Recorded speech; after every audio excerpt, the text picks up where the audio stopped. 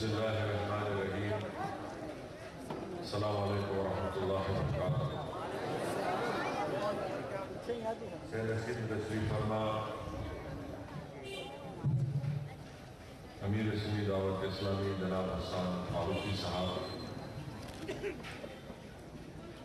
برادر مولانا مشال پاشا خالدی صاحب، رکن اسمبلی مجلس اتحاد المسلمین جناب محمد خان صاحب و جناب احمد پاشا خالدی صاحب،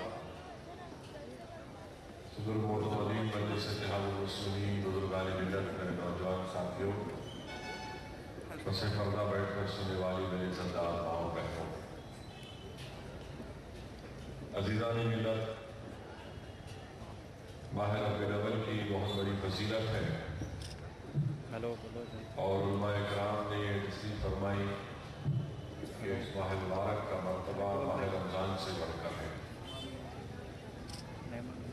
اس لیے کہ رمضان کے مہینے میں اللہ سبحانہ و تعالیٰ نے قرآن کریم کو نازل کیا، تو اس ماہ مبارک میں صاحب قرآن تشریف لائے، اس میں قرآن کو نازل کیا گیا تو اس میں قرآن والے تشریف لائے۔ رمضان، زکوٰۃ، یہ سب چیزیں ہم کو ملی صدقہ ہے نبی کریم صلی اللہ علیہ وسلم کا، اور اگر محمد مصطفیٰ صلی اللہ علیہ وسلم نہ ہوتے تو کائنات کا ذرہ بھی معرض وجود میں نہیں آتا۔ حدیث قدسی ہے کہ اللہ سبحانہ و تعالیٰ ارشاد فرماتے ہیں کہ میرے محبوب اگر آپ نہ ہوتے تو میں اپنی ربوبیت کو اظہار نہیں کرتا۔ عزیزان ملت اسلامیہ، اللہ سبحانہ و تعالیٰ قرآن کریم میں ارشاد فرماتا ہے کہ معیار محبت ہم کو سکھایا جا رہا ہے، دستور محبت کیا ہے ہم کو بتایا جا رہا ہے، اور ہم کو اللہ سبحانہ و تعالیٰ یہ بتا رہا ہے کہ جب تک ہم اللہ اور اس کے رسول کو، اپنے ماں باپ، اپنے بیٹے، اپنے بھائی، اپنے رشتہ دار، اپنی دولت، وہ تجارت جس کا نقصان ہمیں خوف ہوتا ہے، اور ہمارے مکان اللہ اس کے رسول اور اللہ کی راہ میں کیا جانے والا جہاد سے زیادہ اگر محبوب ہو جائیں گے، اللہ قرآن میں فرما رہا ہے کہ انتظار کرو، اللہ تم پر عذاب کو نازل کرے گا، اور اللہ فاسقوں سے محبت نہیں کرتا۔ تو عزیزان ملت اسلامیہ اور علماء کرام نے یہ لکھا اور ہم کو یہ سمجھایا، اور حدیث شریف بخاری اور مسلم کی ہے کہ رسول اللہ صلی اللہ علیہ وسلم نے ارشاد فرمایا کہ تم اس وقت تک مومن نہیں جب تک کہ تم مجھے اپنی ماں باپ اور اولاد سے بڑھ کر نہیں چاہو۔ مسلم شریف کی حدیث میں مال اور دولت کا ذکر آیا تو صرف زبان سے اقرار کرنے سے کوئی مومن نہیں ہو جاتا، اس کے لیے بتایا جا رہا ہے، اس کے لیے شرط یہ بتائی جا رہی ہے کہ ہم کو اللہ کے رسول صلی اللہ علیہ وسلم کو تمام چیزوں سے محبوب سمجھنا۔ اور عزیزان ملت اسلامیہ، انسان اگر کسی سے محبت کرتا ہے تو اس کے اسباب سبب ہوتا ہے، وجہ ہوتی ہے۔ کوئی کسی کے حسن کو دیکھ کر متاثر ہو کر اس کے سبب کسی سے محبت کرتا ہے۔ علماء کرام نے یہاں پر ہم کو سمجھایا حضرت یوسف علیہ السلام کا حسن اور وہ واقعہ جس کو قرآن کریم نے حضرت یوسف علیہ السلام کے واقعے کو سب سے حسین واقعہ قرار دیا، قرآن ایسا پسند قرار دیا۔ اور جب حضرت یوسف علیہ السلام مصر میں قحط طاری ہوا تو آپ غریبوں کو، مسکینوں کو اناج تقسیم کر رہے تھے، اور جب آپ نے جا کر دیکھا کہ آپ کے پاس اتنا اناج نہیں ہے اور اتنے لوگ ہیں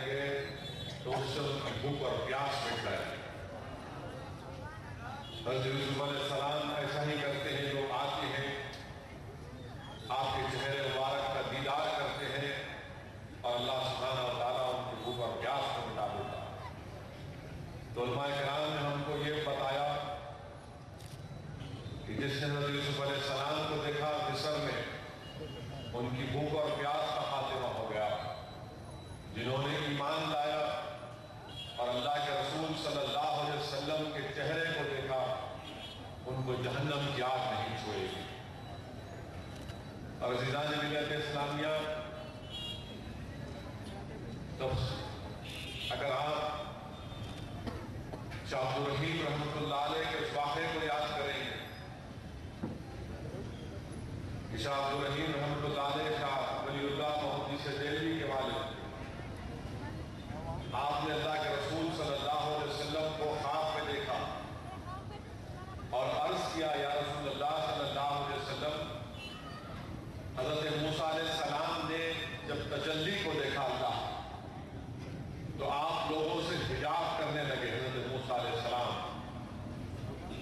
اس لیے حجاب کرنے لگے کہ لوگ آپ کو تجلی دیکھی تو اس کا آپ کے چہرے کو دیکھ کر تاب نہیں لا سکتے تھے، اس لیے حضرت موسیٰ نے حجاب کیا۔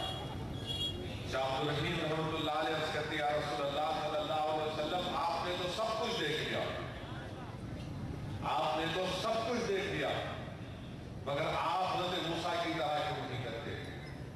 اللہ کے رسول صلی اللہ علیہ وسلم نے ارشاد فرمایا حضرت شاہ عبدالرحیم رحمۃ اللہ علیہ سے کہ اللہ نے میرے حسن کو لوگوں سے چھپا کر رکھا،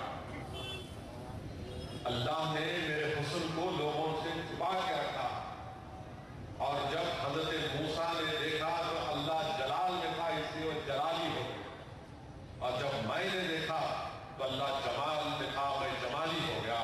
اسی لیے لکھنے والے نے کیا خوب لکھا کہ کشف الدجا بجمال ہے۔ اگر آپ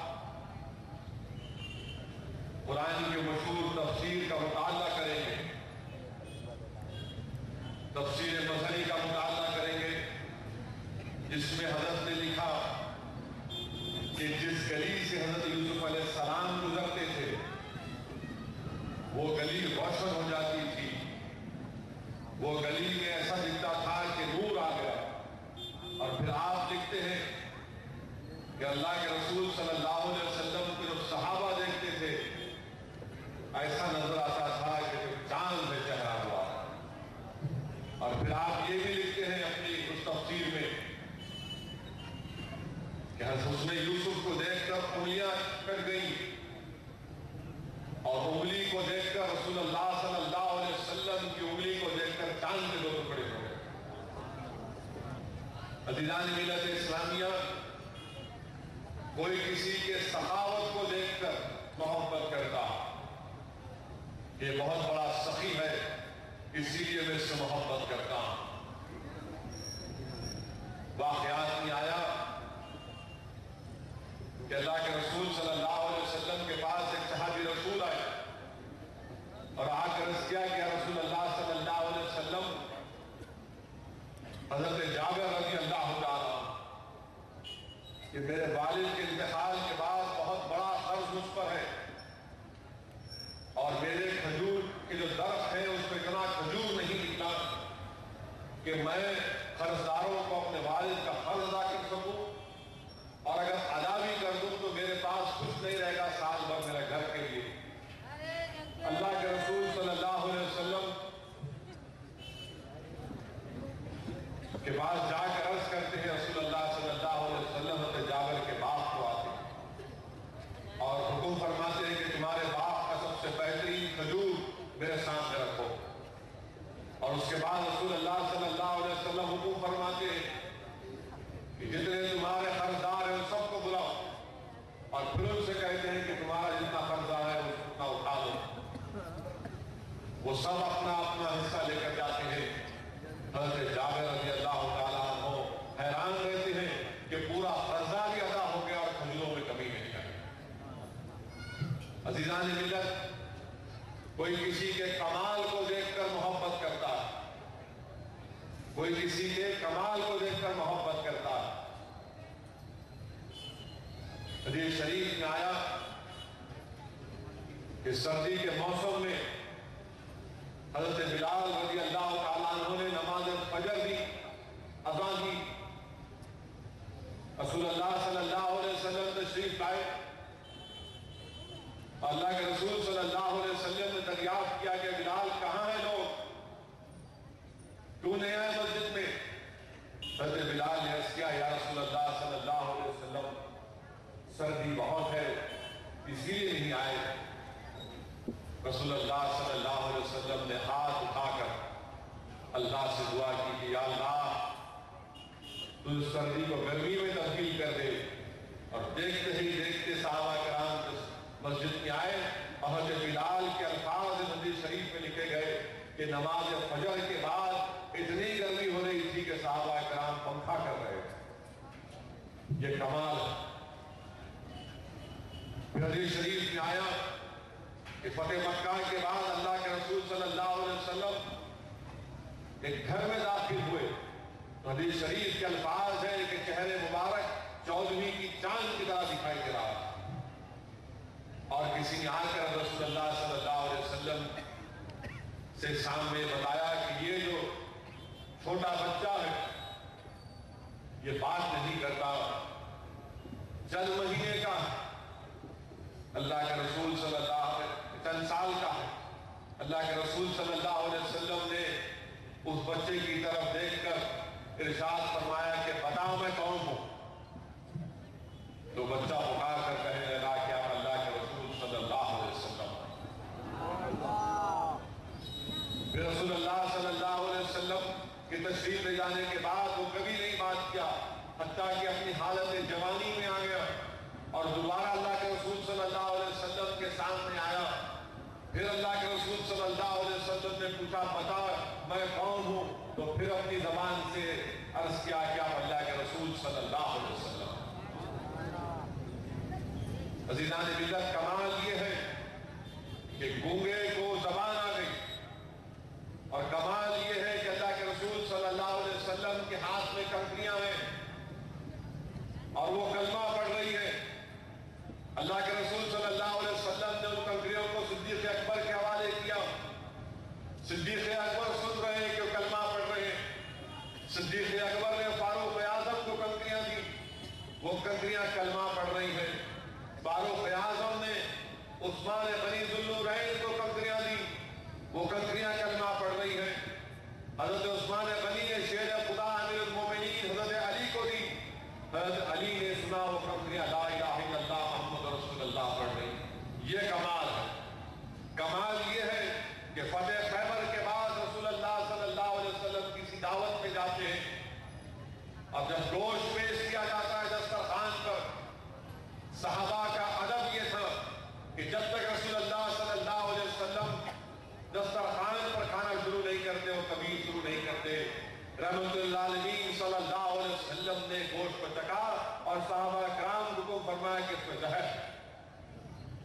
بلایا گیا جس نے کھانا پکایا تھا اس عورت کو، یہودی تھی.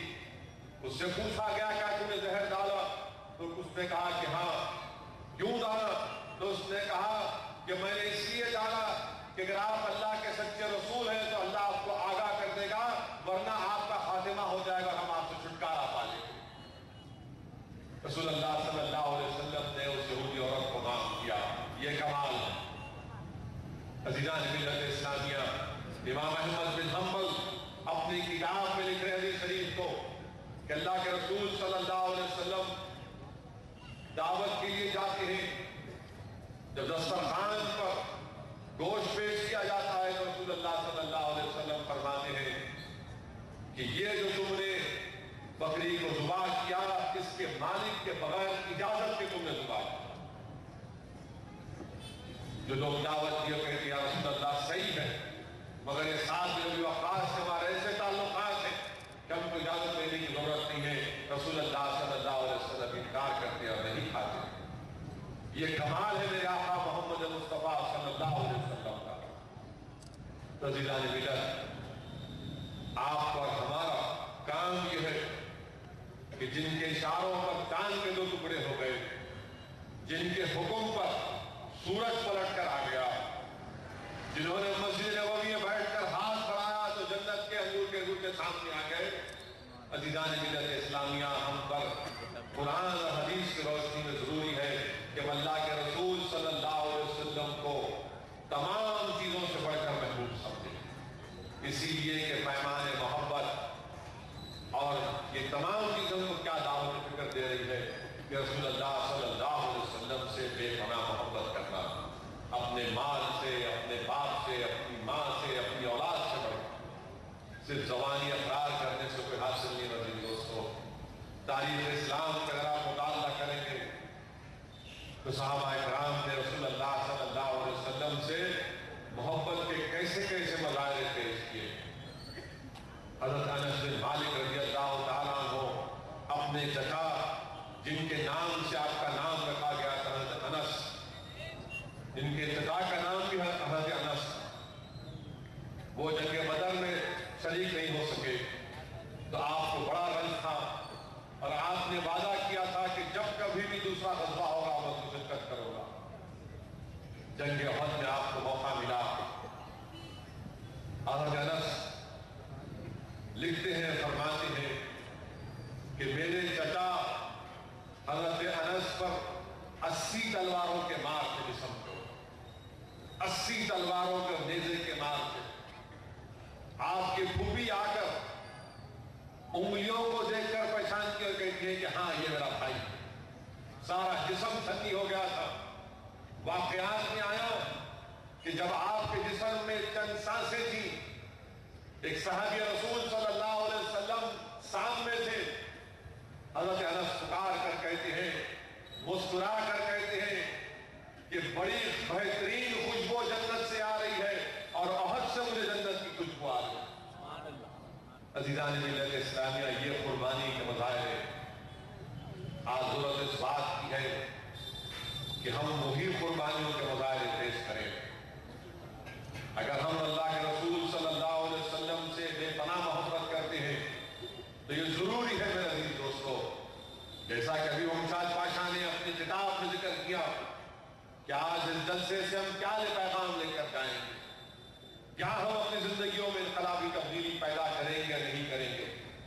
یاد رکھو، آج ہمارے ملک میں بڑی بحث ہو رہی ہے کہ سیاستدانوں کو سادگی اختیار کرنا ہے، حکمرانوں کو سادگی اختیار کرنا ہے۔ عزیز دوستو، افسوس کی بات یہ ہے کہ ہم نے اپنی تاریخ کو بھلا دیا، افسوس یہ ہے کہ ہم نے اپنے منصب کو بھلا دیا۔ حکمرانوں میں سادگی اگر دیکھنا تھا، وہ مزاج جس نے دیا، کس نے دیا وہ مزاج اللہ کے رسول صلی اللہ علیہ وسلم نے دنیا کو حکمرانوں کو دیا۔ قائد اعظم ساری دنیا کے، قائد اولین اور آخرین نے دنیا کو بتایا، مزاج دیا سادگی کا۔ اور کیسا مزاج کہ صدیق اکبر، فاروق اعظم، عثمان غنی، حضرت علی کا مزاج کیا تھا؟ رسول اللہ صلی اللہ علیہ وسلم کا مزاج انہوں نے اختیار کیا۔ اور کون فاروق اعظم، کون صدیق اکبر؟ آج ہمارے ملک میں کہتا ہے کہ سیاستدانوں میں سادگی اختیار کرنا ہے، حکمرانوں کو سادگی اختیار کرنا ہے۔ حضرت ابوبکر صدیق نے کیا فرمایا کہ جو غریب ہے وہ میری آنکھوں میں کمزور ہے۔ کس نے کہا؟ آج ہندوستان میں بحث ہو رہی ہے کہ بڑی بڑی سیاسی جماعتیں پیسے والوں کا ساتھ دے رہی ہیں، غریبوں کا ساتھ نہیں دے رہی۔ ارے لکھنے والوں سنو، بولنے والے سنو، 1400 سال پہلے قرآن کریم نے حکم دیا، رسول اللہ صلی اللہ علیہ وسلم کو اللہ نے فرمایا کہ اے میرے محبوب، یہ جو تمہارے غریب صحابہ ہیں تم ان کو نہیں ہٹانا۔ قرآن نے کہا کہ مالداروں کی نہیں، غریبوں کی بات کی۔ وہ غریب صحابی حضرت بلال، حضرت خباب، قرآن نے مزاج کیا، دنیا والوں قرآن پڑھو، اللہ ہمارے اپنے محبوب سے فرما دیا کہ میرے محبوب تم ان غریبوں کو مت ہٹاؤ، کیونکہ مکے کے پیسے والے فتح مکہ کے بعد رسول اللہ صلی اللہ علیہ وسلم کے پاس آ کر ملاقات کرنا چاہتے تھے اکیلے میں، اور کہا کہ یہ غریب نہیں چاہیے آپ کے خلاف میں۔ تو قرآن اللہ نے کو فرما دیا کہ نہیں میرے محبوب، یہ قرآن نے پیغام، یہ قرآن کا مزاج۔ بڑے بڑے سفیر آئے فاروق اعظم سے ملنے کے لیے، آدھی دنیا پر قبضہ، اور آ کر پوچھا کہ آپ کا خلیفہ کہاں ہے؟ تو لوگوں نے کہا دیکھو جھاڑ کے نیچے جو مٹی کا تکیا بنا کر لیٹا ہوا ہے وہ وقت کا خلیفہ۔ یہ سادگی کا مزاج ہم نے دنیا کو دیا۔ کس نے کہا تھا کہ قوم کا قائد، قوم کا خادم ہے؟ فاروق اعظم نے کہا تھا۔ یہ फारूक आजम का ने कहा था। आज दुनिया कह रही है हम पब्लिक सर्वेंट हैं। ये हमारे फारूक आजम ने कहा था। ये और बात है कि हमने उसको बुला दिया। आज पानी फ्री में देने की बात दिल्ली में करते हो लोग, अरे ये हमने किया। हजरत उस्मान गनी ज़ुन्नूरैन ने बीरे रोमा को खरीद कर अल्लाह के रसूल सल्लल्लाहु अलैहि वसल्लम के कदमों में निछावर कर दिया। ये नहीं कहा कि इससे यहूदी पानी पिएंगे, ये नहीं कहा कि इससे मुसलमान तो नहीं पानी पिएंगे, कहा आकायात पर कुर्बान आपके हवाले। आज दुनिया कह रही है इंसाफ नहीं मिल रहा, औरतों के हकूक की बात करते हैं। अरे बताओ तो ऐसा दरबार पेश कर दो, किसी हुक्मरान का एक औरत उठकर फारूक आजम से कहती है कि मसले महल में आप गलती कर रहे हैं। बताओ क्या ये मिजाज तुम दे सकते हो दुनिया वालों? इंसाफ की बात करने वालों, क्या कोई इंसाफ की बात करता है? एक वजीर आजम मरा तो सिखों के खून से दिल्ली को लाल कर दिया गया था। हजरत अली पर हमला किया गया तो वसीयत कर रहे कि मेरे मुजरिम को मारना नहीं, इसको खाना खिलाना, पूरा मुकदमा चलाना, फिर सुना देना। ये मिजाज हमने किया। बताओ क्या कोई मिसाल दे सकता है? दुनिया इसकी मिसाल नहीं दे सकती। आज कह रहे हैं कि लाल बत्ती की गाड़ी इस्तेमाल नहीं करना। अरे बताओ दुनिया वालों, वो फारूक आजम फातेह बैतुल मुकद्दस, फातेह बैतुल मुकद्दस दाखिल हो रहे बैतुल मुकद्दस में फारूक आजम, और बारी है गुलाम की बैठने की उनके ऊपर, ये दाखिल हो रहे हैं। ये मिजाज किसने दिया? ये हमारा मिजाज है, हम भूल गए इसको। अजीज़ान मिल्लत इस्लामिया, ये पूरे मुल्क में बहस चल रही है, मगर मेरे अजीज दोस्तों, ये मिजाज हमने दिया सादगी का, ये मिजाज हमने दिया सादगी का, ये मिजाज हमने दिया कि नहीं गरीबों को तरजीह दो, पैसे वालों को मत दो। ये कुरान में जिक्र है इसका। आज हमसे पूछते हैं, बताओ ये कुरान ने ऐलान कर दिया। अजीज दोस्तों, इसीलिए इन चीजों पर हमको गौर करना है। आज हमसे आकर कोई हमको मत सिखाए, हमको आकर मत सिखाए। आप लोग इख्तिदार में जाते हैं कुर्सियों पर बैठने के लिए, हम इख्तिदार को हासिल करते हैं लड़ने के लिए। हमारी लड़ाई हुकूक की लड़ाई है, हमारी लड़ाई उन लोगों से जो हमारे वजूद के खिलाफ है, जो हमारी शरीयत के खिलाफ है, जो हमारी मसाजिद के खिलाफ है, जो हमारी तरक्की के खिलाफ है, जो हमारी नौकरियों के मौके के खिलाफ है, जो हमारी तालीम के खिलाफ है, जो हमारे नौजवानों को दहशतगर्द बनाना चाहते हैं। हमारी लड़ाई उन लोगों से। आज यही मिजाज सरजमीन दखन पर मरहूम कायद सालार मिल्लत ने दिया। सालार मिल्लत ने नहीं दिया, बल्कि सालार मिल्लत ने कुरान और सुन्नत की रोशनी में चारों खुलफाओं की सुन्नत को सामने रखकर सालार ने फैसला किया। दारुल सलाम को आज भी अब आकर देख लो, वही छोटा कमरा, वही छोटा कमरा, कोई बड़ा छोटा है, वहीं बैठना पड़ता। हाँ, अगर कोई बात करना है तो अलग उठ के बात करते, मगर हर एक को कोई किसी को रोक नहीं सकता। अल्लाह का करम है कि हमारी फकीरी में चाहिए अल्लाह के सकते, हमारी फकीरी में चाहिए अल्लाह के और उसके रसूल के सबके में। अजीज दोस्तों, इन चीजों पर आपको गौर करना है। और आज हमारे मुल्क में चंद महीनों में इलेक्शन होने जा रहे हैं। हो सकता है कि फरवरी क्या अब आखिर में या मार्च के पहले हफ्ते में इलेक्शन का नोटिफिकेशन आ जाए, और हो सकता है कि अप्रैल के महीने में असेंबली या पार्लियामेंट इलेक्शन हो जाए, साथ हो जाए, अलग हो जाए, नहीं मालूम कि दोबारा मैं यहां पर आ सकूंगा नहीं आ सकूंगा, क्योंकि जिम्मेदारी बहुत है जमात की। उलमाओं की इजाजत से इस बात को आपके सामने रखना चाह रहा हूं कि अपनी सफों में इत्तेहाद को और मजबूत करो। मैं बार बार हर जलसे से अपील कर रहा हूं, गुजारिश कर रहा हूं कि देखो, ये जो जालिम को अगर रोकना है हिंदुस्तान के इख्तिदार पे आने से, तो हमको बड़ा रोल निभाना पड़ेगा। और मजलिस इत्तेहाद मुस्लिमीन को अपनी जिम्मेदारी को निभाना पड़ेगा।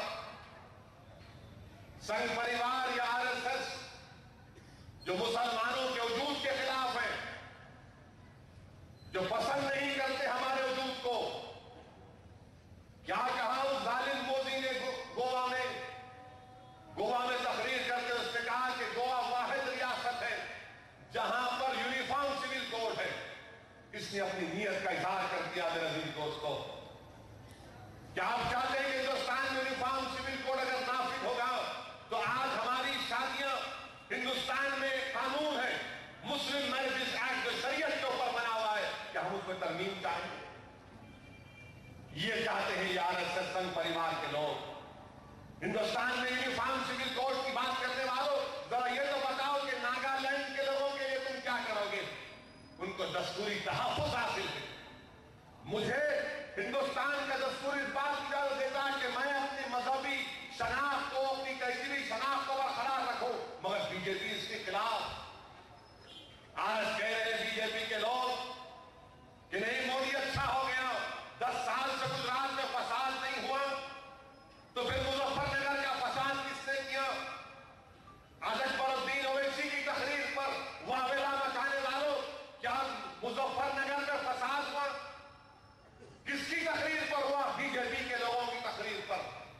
یوٹیوب پر کون سی اسپیچ ڈالی، کون سے فوٹوز ڈالے یوٹیوب پر جو پاکستان میں ہوا، یوٹیوب پر ڈالے۔ پورا حملہ کیا مسلمانوں پر، مظفر نگر پر 100 سے زائد لوگ مارے گئے، 200 سے زائد مسلم خواتین کی عزت لوٹی گئی، 50 سے زائد معصوم بچے 1 سال کے 3 سال کے مر گئے، اور کس کے اوپر مقدمہ چلتا ہے؟ ایک تقریر اکبر الدین اویسی کی، اور وہاں پر تقریر ہوتی ہے، لوگ مرتے ہیں، 50,000 کے قریب لوگ بے گھر ہو جاتے ہیں، اور ہندوستان کا یہ سیکولرزم اس کا پیچھا نہیں کرتے ان لوگوں کا، مگر ان کو ایسا لگتا ہے کہ صبح شام خالی مجلس اتحاد المسلمین پر تنقید کرو۔ کیوں مجلس پر تنقید کرتے ہیں؟ کیونکہ مجلس اتحاد المسلمین کو اللہ نے اپنے حبیب کے صدقے میں اتنی طاقت دی کہ ہم ان ظالموں کی آنکھوں میں آنکھیں ڈال کر کہہ سکتے ہیں کہ مودی تو ہمارا قاتل ہے، تیرے ہاتھ ہمارے خون سے بھرے ہوئے، تیری زیر قیادت احمد آباد میں ہمارے خون کو زمین کو لال کیا گیا، تیری وجہ سے احسان جعفری کا قتل ہوا، تیری وجہ سے ہماری بچیاں بیوہ ہوئی، تیری وجہ سے ہمارے بچے یتیم ہوئے۔ ہم نہیں چاہتے کہ تو دوبارہ ہندوستان کی تیری پارٹی وزیر اعظم بن جائے یا تجھے اقتدار مل جائے۔ اس لیے مجلس اتحاد المسلمین سے دشمنی، یہ نہیں چاہتے مجلس اتحاد المسلمین کو۔ کس کو پسند کرتے ہیں وہ لوگ؟ یہ ناچنے گانے والے، یہ پیسوں پر بکنے والے، نام تو مسلمان ہیں مگر کام پورے کے پورے بے غیرتی کے۔ جو مودی کے ساتھ چند پیسے دیے تو اس کے پیروں پہ گر گئے، چند پیسے دے دیے تو اتر پردیش میں جا کر پیر ہلا دیے، اور یہ تک نہیں دیکھا کہ مظفر نگر میں ہم تباہ و برباد ہو گئے۔ ان کو ایسے لوگ پسند ہیں جو اپنا ایمان بیچنے کو تیار ہے۔ عزیزان ملت اسلامیہ یہ تو پریشان رہتے ہیں کہ آخر کیسے ہم حیدرآباد میں مسلمانوں کے اتحاد کو کمزور کریں، کیسے حیدرآباد میں مجلس اتحاد المسلمین کی مضبوطی کو کمزوری میں تبدیل کریں۔ یہ سب جگہ کہیں نہ کہیں کامیاب ہو گئے کسی نہ کسی طرح، کسی کو خریدا، کسی کو دبایا، کسی سے یہ کیا، یہاں پر جیلوں میں ڈال کر دیکھ لیا، ہم راضی نہیں ہوئے، مقدمے ڈال کر دیکھا، ہم راضی نہیں ہوئے، 40 دن جیل میں ڈالا گیا، ہم راضی نہیں ہوئے۔ اور ہم کیوں راضی ہوں گے؟ ہم کس لیے کام کر رہے ہیں؟ یقیناً سیاسی جماعت ہے، الیکشن لڑنا ہے، مگر یاد رکھو مجلس اتحاد المسلمین کو جس نیت کے تحت قائم کیا عبدالواحد اویسی نے، یا اس کا حیہ کیا، یا جماعت صبح قیامت تک اگر سرکار کے صدقے میں طاقتور رہے گی تو ایک ہی ہمارا کام ہے کہ ووٹ لینا ہے، مگر ووٹ اپنی جیب کے لیے نہیں، قوم کا تحفظ کرنے کے لیے ووٹ لینا پڑے گا، ملت کے مسائل حل کرنے کے لیے ووٹ لینا پڑے گا۔ یہ مجلس اتحاد المسلمین کی سوچ اور فکر، ان کو یہ پسند نہیں آتا، ان کو یہ پسند نہیں آتا مجلس اتحاد المسلمین کا یہ پروگرام۔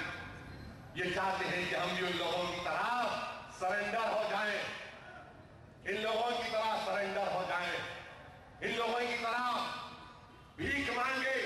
ارے نہیں، ظالم سے پنجہ آزمائی کرنا یہی ہمارا مزاج ہے۔ اور یہ مزاج ہم کو کہاں سے ملا؟ یہ مزاج ہم کو میدان بدر سے ملا، یہ مزاج ہم کو جنگ خندق سے ملا، یہ مزاج ہم کو قادسیہ سے ملا، یہ مزاج ہم کو کربلا سے ملا، اہل بیت کی قربانیوں سے ملا۔ اگر اللہ اس اہل بیت کے اس خون کو زبان دے گا جو کربلا میں شہید ہوئے، تو ایک خون کا خطرہ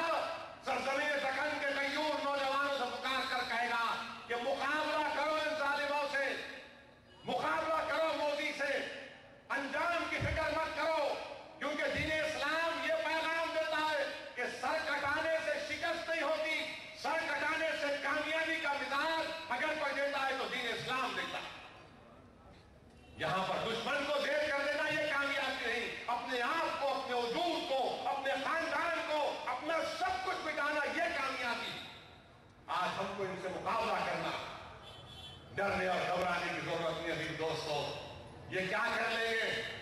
مجھے واقعہ یاد آ رہا ہے 4 ہجری کا غورث بن حارث قبیلہ غطفان کا واقعہ کہ اللہ کے رسول صلی اللہ علیہ وسلم ایک جھاڑ کے نیچے آرام فرما رہے ہیں، تلوار بازو ہے، غورث بن حارث تلوار اٹھا لیتا ہے اور اٹھا کر کہتا ہے محمد مصطفیٰ صلی اللہ علیہ وسلم سے کہ بتائیے اب آپ کو کون بچائے گا؟ اللہ کے رسول صلی اللہ علیہ وسلم نے جواب دیا، نوجوانوں اس جواب کو ذہن نشین کر لو، اس جواب کو اپنے دل و دماغ میں بٹھا لو، اس جواب کو اپنے زندگی کا نصب العین بنا لو، اس جواب کو یاد رکھو۔ اگر کبھی بھی تمہارے سامنے کوئی دشمن آ جائے اور آ کر تمہارے سامنے تلوار اٹھا کر کہے کہ بتا کہ اس کو اب کون بچائے گا، تو رسول اللہ صلی اللہ علیہ وسلم کا ارشاد مبارک سن لو۔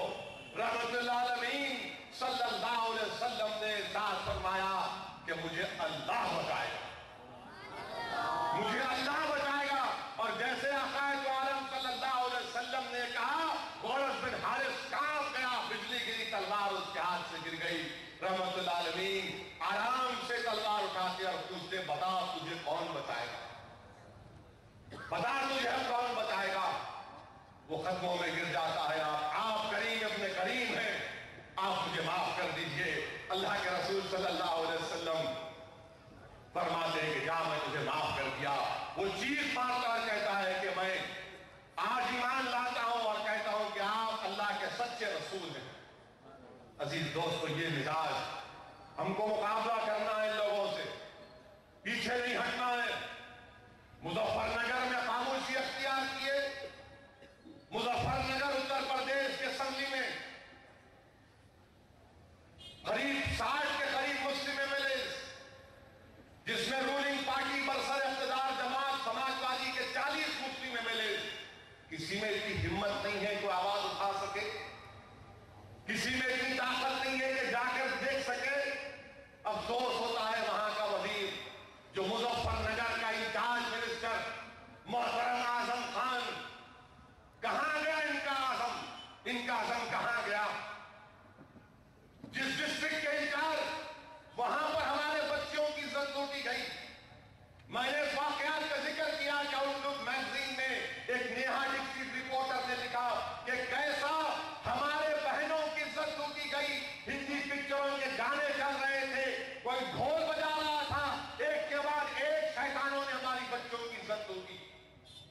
کیسا بہانا کر کے اس بندو پردھان کے گھر میں سے ہم کو کھیتوں میں بگایا گیا رات بھر۔ کیسا ہمارے ماؤں کے سامنے ماؤں کی عزت لوٹی گئی، 15-16 سال کی بچوں کی اجتماعی عصمت ریزی کی گئی اور ان کو جان سے مار دیا گیا۔ بتاؤ، کوئی پوچھنے والا نہیں ہے، کوئی آواز اٹھانے والا نہیں ہے اتر پردیش میں۔ آج لوگ یہی دیکھ رہے ہیں کہ کوئی ان کی آواز تو بنے، کوئی ان کے ظلم کے خلاف آواز تو اٹھائے۔ اور ہمارے حیدرآباد کی جو مزاج ہے، آج اگر ٹریفک پولیس والا روکتا ہے تو رات کے 11 بجے، صبح کے 5:30 بجے فون آتا ہے، ذرا اس سے بات تو کرو صاحب، تنگ کر رہا میرے کو۔ ٹریفک پولیس والا روکتا ہے تو فون کرتا ہے۔ کیوں فون کرتا ہے وہ نوجوان؟ کیونکہ اس کو بھروسہ ہے اپنی لیڈرشپ پر، اس کو بھروسہ ہے اپنی جماعت پر۔ وہ یہ نہیں دیکھتا کہ رات کے 11 بجے ہے یا صبح کے 6 بجے، وہ کہتا ہے کہ اسد الدین اویسی سو رہا ہوگا، جاگ رہا ہوگا، مجھے اس کی فکر نہیں ہے، میں نے اس کو ڈال کر کامیاب کیا۔ وہ یہ سمجھتا ہے کہ وہ میرا خادم ہے، میں لیڈر ہوں، اس لیے فون کر رہا ہے، کہ اس کو اتنا بھروسہ ہے ایک ٹریفک پولیس والے کے خلاف۔ بتاؤ عزیز دوستو، مظفر نگر میں کوئی پوچھنے والا نہیں، کوئی پوچھنے والا نہیں ہے مظفر نگر میں۔ ارے جو لٹ پٹ کے ٹینٹوں میں رہ رہے تھے، یہ سماجوادی پارٹی کی ظالم حکومت، اللہ سبحانہ و تعالیٰ ان کو تباہ و تاراج کر دے گا انشاءاللہ تعالیٰ۔ ان کو اقتدار سے دوبارہ محروم ہوں گے، اور مجھے پورا یقین ہے کہ اللہ سبحانہ و تعالیٰ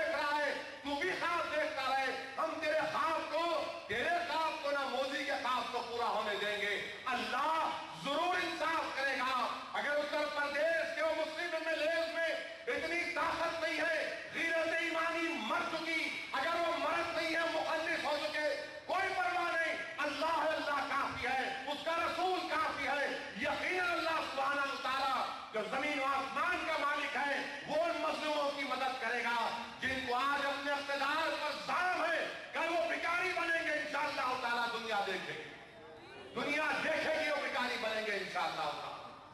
अजीजान मिल्लत, ये मसाइब और मुश्किलात का दौर उत्तर प्रदेश में हर जगह यही वाकयात। महाराष्ट्र की जेलों में मुसलमान परेशान, महाराष्ट्र की जेलों में बच्चे दहशतगर्दी के इल्जाम में परेशान। अजीबो गरीब है ये कांग्रेस, बोलते हैं कि फिरका परस्ती से मुकाबला करना है। क्या मुकाबला करेंगे फिरका परस्ती से आप, जब महाराष्ट्र में आपकी हुकूमत, सबसे ज्यादा फिरकाना फसादात वहां पर, सबसे ज्यादा जेलों में महाराष्ट्र में मुसलमानों की आबादी अगर 11% है तो 36% मुसलमान जेल में है। 36% मुसलमान जेलों में है। बताइए क्या मुकाबला करेगी कांग्रेस फिरका परस्ती से? अब इख्तिदार जा रहा है, इलेक्शन करीब आया तो फिरका परस्ती का बाजा बजा रहे। बाबा महाराष्ट्र जाओ, छोड़ो जेल में बच्चों को। उत्तर प्रदेश हुकूमत को बर्खास्त करना था, आर्टिकल 355 का इस्तेमाल करते, उनको वार्निंग देते, मगर नहीं। क्या कहेगी हुकूमत इस बारे में? अरे मिसालें तो बहुत देते हो तुम, गंजे की मिसाल, बाल काटने की मिसाल, अरे गर्दन काटने की मिसाल कौन देगा? जेलों में जो बच्चे पड़े रहे, वो संजय दत्त को छोड़ते आप, 2-2 बार छोड़ते उसको, अच्छा है छोड़े। 11 साल से उसी जेल में मुसलमान बच्चा है, 11 साल से है, उसकी मां 80 साल की है। वो खत लिखता मुझे और कहता हो इसी साहब, मैं तो केस में सजा हुई, मैं 11 साल से जेल में हूं, मेरी मां 80 साल की हो चुकी है, वो कभी भी दुनिया से जा सकती, क्या मेरे को 1 महीने का पेरोल नहीं मिल सकता? तो महाराष्ट्र की हुकूमत बोलती कि बिल्डिंग की को जब आग लगी तो उसमें उसकी फाइल जल गई। अरे याद रखो, तुम्हारा गुरूर और तकब्बुर तुमको खत्म करेगा। तुम आज हमारे बच्चों की फाइल जल गई बोलते, कल तुम इसी आग में तुम इंशाअल्लाह ताला इख्तिदार से महरूम होगे। तुम जब जमीन पर आकर भीख मांगोगे ना, जब तुमको मालूम होगी मुसलमान की अहमियत। और याद रखो, मुकाबला बीजेपी से करेंगे जरूर, मोदी से मुकाबला होगा, आरएसएस से मुकाबला होगा इंशाअल्लाह ताला। मगर कांग्रेस को ये मत समझो कि इनसे मुकाबला होगा तो तुम्हारा फायदा, हर की ऐसा नहीं हो सकता। हम मुकाबला जरूर इनसे करेंगे, हम अपना रास्ता भी तलाश करेंगे और रास्ता बराबर तलाश करेंगे। और बीजेपी अगर खास देख रही है, हैदराबाद में खास, सिकंदराबाद में खास, अब तेलंगाना में खास। अरे तेलंगाना लेने वालों, होश के नाखून इख्तियार करो। देखो आज दिल्ली में क्या हुआ, दिल्ली का चीफ मिनिस्टर जाकर कह रहा है कि पुलिस वाले को सस्पेंड करो। मजलिस शुरू से बोल रही है कि जो तेलंगाना बनाने जा रहे हो, ये गवर्नर को लाइन ऑर्डर कैसे देंगे आप? दस्तूर इस बात की इजाजत नहीं देता। क्यों दे रहे गवर्नर को लाइन ऑर्डर हैदराबाद का? देख नहीं रहे दिल्ली में अरविंद केजरीवाल को जाके भीख मांगना पड़ रहा कि इंस्पेक्टरों को बहाल करो। चीफ मिनिस्टर इख्तियार नहीं है, चीफ मिनिस्टर ताकत नहीं है। अरे ये कांग्रेस क्यों, तुमको ख्वाब देख रहे हो चीफ मिनिस्टर बनने का, मगर तुम हैदराबाद में किराएदार बन जाओगे, तुम हैदराबाद में किराएदार बन जाओगे। अरे पुलिस से कोई जमहूरी दौर से अगर किसी ने मुकाबला किया, पूरी ताकत के साथ जमहूरी अंदाज में किसी ने मुकाबला किया, किसी ने पुलिस के जुल्म का शिकार अगर हुए, तो हिंदुस्तान में कोई नहीं है सिवाय मुस्लिम अक़लियत। हम जेलों में गए, गोलियां खाए, रोज मार खाते, मगर मुकाबला करते। तुम क्या मुकाबला करेंगे? इख्तियार तुम्हारे पास से गया तो तुम रात में क्या दिन में नहीं निकलते अपने घर से बगैर सिक्योरिटी के, बगैर 2-2 गाड़ियों के 3-3 पी के तुम कहां निकलते? ये मजलिस इत्तेहादुल मुस्लिमीन के जियाले हैं, ये सरकार मदीना का सदका है, ये उनकी गुलामी का सदका है कि अल्लाह हमको बचा रहा है इन जालिमों से, और बेखौफ हम निकलते हैं। तेलंगाना में लाइन ऑर्डर हैदराबाद का गवर्नर के पास, अजीब और गरीब है कांग्रेसी। मेरे को आके बोलते کہ ہم چیف منسٹر بننے کی خواہش رکھتے ہیں. ارے کیسے بنیں گے؟ ایک ہی تو کرسی ہے. سب کی خواہش ہے کہ بن جائیں گے. ارے بنو، اچھا ہے بنو تم. مگر یہ حیدرآباد کا کیا؟ گورنر کے پاس لا اینڈ آرڈر. کل خدا نہ خواستہ اگر دلی میں بی جے پی کی حکومت آئے گی تو ایک ظالم کو گورنر بنائیں گے اور وہ یہاں پر ہم پر ظلم کرے گا. کون ذمہ دار ہے اس کا؟ ہائی کورٹ کیسے جو ہائی کورٹ رہے گی؟ ساری دنیا میں کوئی مثال نہیں دے سکتا کہ ایک ملک کا دارالحکومت دوسرے ملک میں ہے. ہندوستان میں کوئی ریاست ایسی نہیں ہے جہاں پہ ایک ریاست کا دارالحکومت دوسرے ریاست میں. کہاں پر ہے یہ؟ حیدرآباد نے کیا تو کیا؟ حیدرآباد ان کا بھی دارالحکومت، ان کا بھی دارالحکومت. ارے چھوڑ دو بھائی، چھوڑ کے جاؤ نا، سکون سے جاؤ، ہمارے کو جینے دو. نہیں، ہمارا حیدرآباد ہم بنائے. اسمبلی میں تقریر کر رہے، اسمبلی میں تقریر کر رہے MLA کہ نہیں کچھ نہیں تھا حیدرآباد میں، نظام نے کچھ نہیں کیا، یہاں پر تعلیم نہیں تھی، ہم آ کے انگریزی پڑھائے، تم آ کے انگریزی پڑھائے. ارے یہی نظام جس کو تم گالیاں دے رہے ہو اور ان کا بعد میں بابا صاحب امبیڈکر کے نام سے جو یونیورسٹی ہے، یہی نظام نے امبیڈکر کو دی تھی. یہ عثمان یونیورسٹی جس پر تم پڑھ رہے ہو، یہ ہم نے بنائی. یہ گندی پیٹ کا پانی پی کے تم جو یہاں بیٹھ گئے، یہ ہم نے بنایا. ارے جن روڈوں پر 1934 کی تصویر ہے چار مینار کی میرے پاس، پتھر گٹی سے چار مینار، پوری سیمنٹ روڈ. تمہارے گاؤں میں کیا تم کہاں پہ بھی سیمنٹ روڈ نہیں دیکھو گے بابا؟ تم آ کے آج ہمارے کو آئے اسمبلی میں تقریر کر رہے، ہم آئے کہتے انہوں آئے تو آیا ترقی، انہوں کے آسمان سے گرے یا انہوں خزانہ لے کے آئے تھے اپنے خاندان کا. ارے حیدرآباد کیا تھا تم کو کیا معلوم؟ آزم جاہی مل، موسم جاہی مل، کوئی مل تھی تمہارے پاس؟ سکہ ہم بناتے تھے یہاں پر. ہندوستان میں ریلوے تھی تو نظام کی ریلوے تھی، سب ہمارے پاس تھا. یہ اور بات ہے کہ وقت نے ہماری امنگوں کی طرح کروٹ نہیں لی. مگر آج آپ ہم کو بول رہے، مت بولو، اپنی بات کرو. پرانے زخم کھولو گے تو پھر کہنا پڑے گا سندر لال کی رپورٹ، قاضی عبدالغفار کی رپورٹ کہنا پڑے گا. آزاد ہندوستان کا پہلا فساد، بلکہ پہلا دہشت گردی کا واقعہ اگر کہیں ہوا تو سرزمین دکن پر ہوا. 1,20,000 مسلمانوں کا قتل عام پنڈت سندر لال نے کہا. کون ذمہ دار ہے اس کا؟ آپ ذمہ دار ہے. یہ آپ نے دیا ان کو. جوگیر، حمد آباد، ظہیر آباد، پٹن چیرو، ناندیڑ، لاتور، یہ تمام کے تمام خالی ہو گئے. بدر کی وہ مسجد جس میں آج بھی گولیوں کے نشان ہیں، کیا آپ نے دیا یہ؟ مت کرو تاریخ کی باتیں. بہت ہم بول سکتے، تم ہمارا مقابلہ نہیں کر سکتے. تم تاریخ کے معاملے میں ہمارا مقابلہ نہیں کر سکتے. عزیز دوستو، اسی لیے مجلس اتحاد المسلمین جب ان باتوں کو بیان کرتی تو ان کو پسند نہیں آتا. ان کو وہ لوگ ہونا، منافقین ہونا، ان کو وہ لوگ ہونا جو ان کے سامنے جھکتے. ان کو وہ لوگوں کی ضرورت ہے جو تھالی مارنے والوں کی طرح تھالی مارتے. ان کو ان لوگوں کی ضرورت ہے جو ان کو آقا سمجھے اور خود کو غلام سمجھے.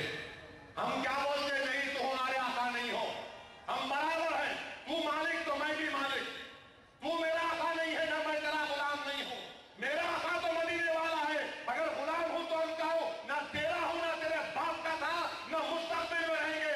اگر انشاءاللہ تعالی سرکار مدینہ کرم ہوا تو نسل در نسل ہم تم پر راج کریں گے انشاءاللہ تعالی. تم ہمارا غلام ہو گئے انشاءاللہ تعالی. مگر مسلمانوں، اگر ان کو غلام بنانا ہے، تم کو حاکم بننا ہے، تو پھر رسول اللہ صلی اللہ علیہ وسلم کے غلام بننا پڑے گا. تم ان کے غلام بن جاؤ، دنیا تمہاری غلام بنے گی. اپنے دل کو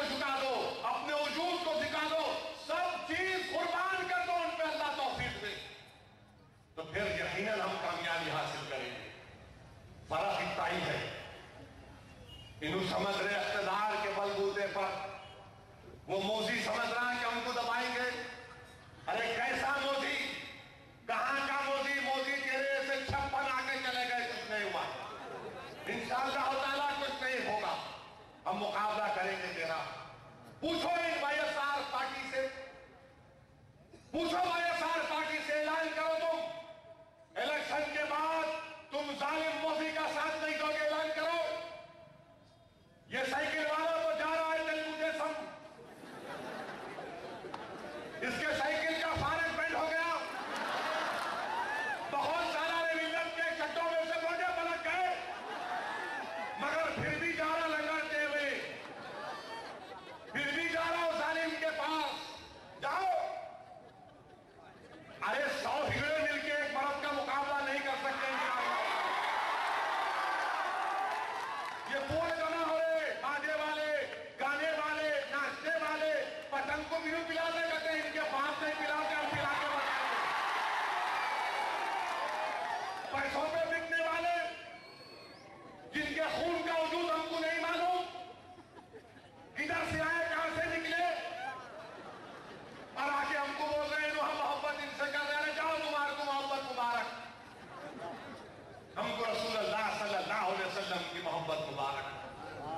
होगा तुम्हारे लिए हीरो, हमारे हीरो औलिया अल्लाह, हमारे हीरो वली अल्लाह है, हमारे हीरो हमारे उलमाए किराम हैं, हमारे हीरो हमारे सादात हैं, ये हमारे हीरो हैं। ये गलीज, छिछोरे, गंदे, बदबूदार, नजीस, अरे समझ जाओ, समझ जाओ, कुछ होने वाला नहीं है। मगर अजीज दोस्तों, आज वक्त का तकाज़ा ये है कि हम मुत्तहिद रहें। बहादुरपुरा से जब इलेक्शन होगा, पोलिंग का परसेंटेज ठीक नहीं हो रहा मेरे भाइयों, पोलिंग का परसेंटेज ठीक नहीं हो रहा।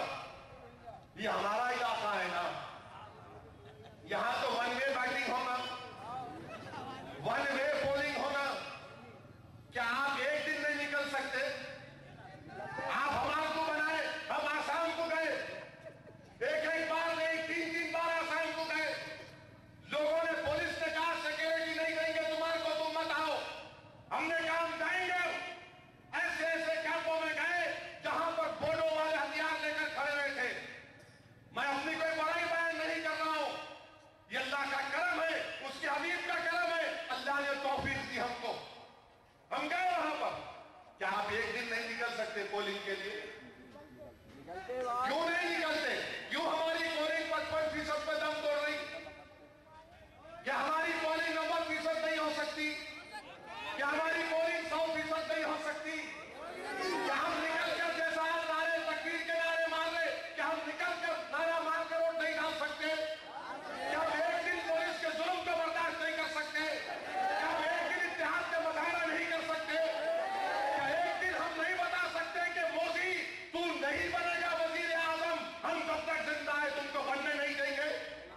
ये हमको मुजाहरे करना पड़ेगा इंशाअल्लाह ताला, बताना पड़ेगा इन लोगों को। ये सरजमीन दखन है, ये औलिया अल्लाह की सरजमीन है। जिस जगह को हजरत अली से निस्बत, वो जगह गुलामों की नहीं, वो जगह आका के गुलामों की जगह है, वो मुनाफिकीन की या बुज़दिलों की जगह नहीं हो सकती। जिस जगह को बात है खैबर से निस्बत, उखाड़ कर फेंक दो यार वालों को, उखाड़ कर फेंक दो। अल्लाह हमारे साथ है, अल्लाह हमारे लिए काफी है। हम वो है जो कहते हस्बुनल्लाह नेमल वकील व नेमल मौला नेमल नसीर। और याद रखो, अगर दुश्मन घेर भी गए, हमको मारे, तो ये कहना कि गुलजारे मदीना का हारे, मुझे तेरी मां की फिक्र नहीं, मुझे कौम की फिक्र। मुकाबला तुमको करना पड़ेगा नौजवानों, तुमको मुकाबला करना पड़ेगा, तुमको बताना पड़ेगा हिंदुस्तान के उन तमाम 20 करोड़ मुसलमानों को, देखो ये मिजाज लो, ये मिजाज लो, मुकाबला करो सारी ताकतों से जो हम पर जुल्म कर रहे हैं। अगर हम नहीं करेंगे तो फिर कौन करेगा? कौन करेगा? हमको करना। अजीज दोस्तों, अजीजान मिल्लत इस्लामिया, हालात और वक्त का तकाजा ये है कि मैं बार बार इस जुमले को दोहरा रहा हूं कि मुत्तहिद हो जाओ। और इतिहास कैसा होगा? रसूलुल्लाह सल्लल्लाहु अलैहि वसल्लम की मोहब्बत की बिना पर। और मैं मिसाल देकर अपनी बात को खत्म करूंगा कि कभी चक्की का पाठ देखे, चक्की का पार्ट देखे, नहीं देखे तो गिरनी की दुकान में जाके पूछो उसको। चक्की के पार्ट में जब दाने डालकर जब पीसते तो जो बीच में आया पीछे जाता है, बाहर निकल जाता है। मगर जो चक्की के पार्ट के मरकज को चिपका हुआ रहता ना, उस पर चक्की की जरूरत नहीं लगती। तुम रसूलुल्लाह सल्लल्लाहु अलैहि वसल्लम के कदमों को थाम लो, तुम रसूलुल्लाह सल्लल्लाहु अलैहि वसल्लम के कदमों को थाम लो, जमाने की जरूरत तुम पे नहीं लगेगी। सल्लल्लाहु अलैहि वसल्लम के कदमों को थाम लो, ये मोजी किया, हजार हो गया, कुछ नहीं होगा। सारा ही दुनिया हमारी दुश्मन हो जाए, अगर हम कुरान और सुन्नत से ताल्लुक अपना मजबूत कर लेंगे, ये सही गुलामी है, कुछ नहीं होगा। शर्त यही है कि हम अपने गुलामी का सबूत दें, हम अपने गुलामी का सबूत दें। जाओ अपने मस्जिदों को आबाद करो। आज जलसा जब खत्म हुआ, क्या अगर इस मजमे में से 20% लोग इस मस्जिद को आबाद करेंगे तो इनकलाब आ जाएगा। 20%। इस जलसे के खत्म होने के बाद जब नमाज फजर होगी, शैतान तुमको बोलेगा सुन लिया ना, आप जाके सो जाओ। तो शैतान जो है मोजी का बाप है, उसको बोलना नहीं, अब मैं अल्लाह के पास जाऊंगा, अल्लाह के घर को जाऊंगा और सजदा करूंगा। अजीज दोस्तों, अल्लाह के रसूल सल्लल्लाहु अलैहि वसल्लम रातों में उठ के इबादत करते थे, और मेरे आका पर कुर्बान जाइए, रसूलुल्लाह सल्लल्लाहु अलैहि वसल्लम की आंखों में आंसू और उम्मत के लिए आका दुआ करते। अजीज दोस्तों, रसूलुल्लाह सल्लल्लाहु अलैहि वसल्लम का जलसा है, ये पैगाम लेकर उठो कि कम से कम मैं नमाजों की पाबंदी करूंगा, नमाजों की पाबंदी करूंगा। देखो ये सुन्नी दावत इस्लामी के लोग घर घर जाते, जलसे करते, कितना आपसे रिक्वेस्ट करते, इनके हलफ सूख जाते कि भाई आओ इस्लामी मिजाज में अपने आप को ढालो, शरीयत को अपने आप पर गालिब करो, मिजाज को अपने आप पर गालिब मत करो, नफ्स कशी करो, नफ्स को गालिब होने मत दो। अजीज दोस्तों, यही पैगाम है। याद रखो, फिर से कह रहा हूं, हमारा मरकज क्या है? मरकज से वाबस्ता हो जाओ, जमाना कुछ नहीं करेगा। तुम मरकज को छोड़ोगे, किसी और के मरकज से वाबस्ता होगे तो फिर खत्म हो जाओगे, खत्म हो जाओगे, कुछ नहीं है। इसीलिए हमारा मरकज, हमारी पहचान कुरान और सुन्नत। हमारा मरकज क्या है? मदीने वाला। उससे वाबस्ता हो जाओ, सुन्नत पर अमल करो, इंशाअल्लाह ताला यहां पर भी कामयाबी। और जैसा कि नात के अशार थे कि रसूलुल्लाह सल्लल्लाहु अलैहि वसल्लम हशर के मैदान में, रहमतुल आलमीन हशर के मैदान में अपने गुलामों को पहचान लेंगे। और मुझे भी उम्मीद है कि असदुद्दीन ओवैसी जमीन पर भी बेयार और मददगार नहीं है, ना असदुद्दीन ओवैसी जमीन के अंदर भी बेयार और मददगार नामल वो नहीं होगा। मुझे यहां पर भी मदद मिलेगी, जमीन के अंदर भी मिलेगी, और इंशाअल्लाह ताला हशर के मैदान में भी मिलेगी, हमको वहां पर भी मिलेगी। मगर अजीज दोस्तों, मजाहरे करो इसके, और इसके मजाहरे क्या है कि बुराइयों का खातिमा, मस्जिदों को आबाद करना, और अपनी सफों में और इत्तेहाद पैदा करना, खूब इत्तेहाद पैदा करना। और फिर आखिर में पोलिंग का दिन आया, जाकर दवा की पोलिंग डालना। अब के बाद इंशाअल्लाह ताला 55% पोलिंग, 50%, ये क्या है जी? आपके ईगल कुंटा है ये, पूरे कुंटे में आबादी हो गई अच्छी खासी। तो यहां पर कम से कम अच्छी पोलिंग होना। दुआ भी करिए अल्लाह से कि अल्लाह सुब्हानहू व तआला हमको ये एजाज और अल्लाह तौफीक दे, और अल्लाह ये जो बला आ रही है RSS के रूप में, अल्लाह इस बला को, इस तूफान को हमको दीवार हक बना दे। वाह अल्हम्दुलिल्लाह रब्बिल आलमीन।